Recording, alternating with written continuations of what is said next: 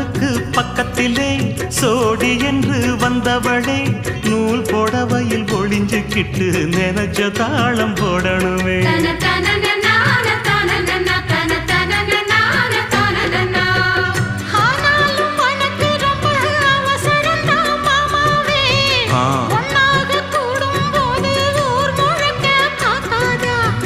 பார்த்தாலும் தவறு இல்ல பனியுறங்கும் ரோசாவே உன்னால சொத்த வச்ச மூக்குலதான் வைக்காதா.